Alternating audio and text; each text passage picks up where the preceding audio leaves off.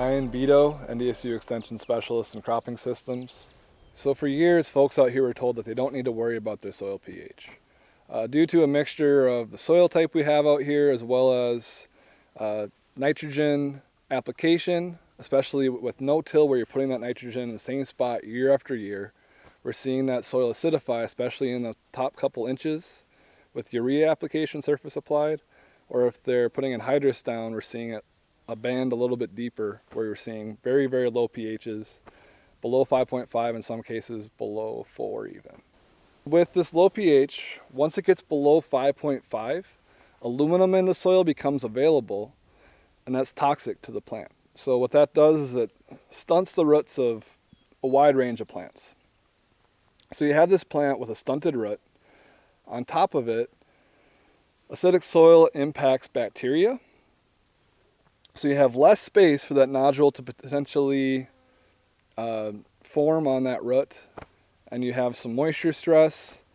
So you're going to have these stunted, kind of sickly looking plants from aluminum toxicity, as well as this kind of overall not good situation where the pH gets that low. It changes how a lot of different things become available. Not only nutrients, but also things like herbicides. And it really can create a lot of issues that you wouldn't normally think of. You can't just go fix by putting more nitrogen down or anything like that. You have these plants that are drought stressed, even if there's moisture around. And if there's a drought, they're very stressed.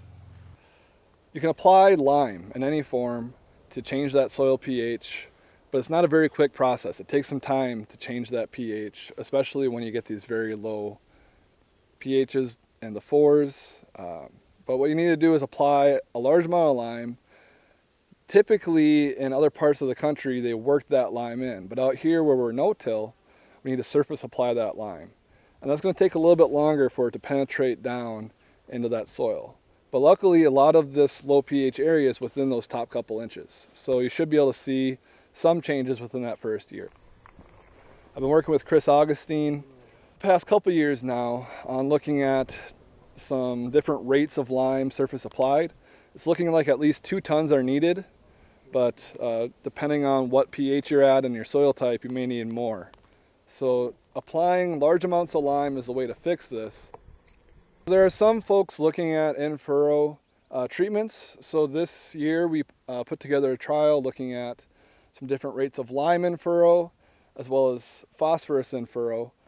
So we expected to see some stand loss with that phosphorus in furrow, and there's some work being done in some different states where putting that phosphorus in furrow in a low pH soil has helped small grains.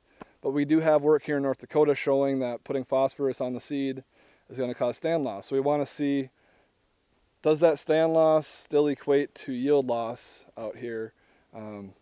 We'll find out which rates. We have 3 different rates of phosphorus and 5 different rates of lime. One of those is that 2 ton surface applied.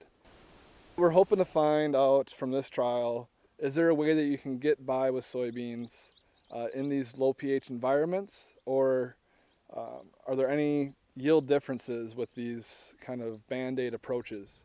With things like wheat and a few other crops, there are some varietal differences in how they can handle the low pH.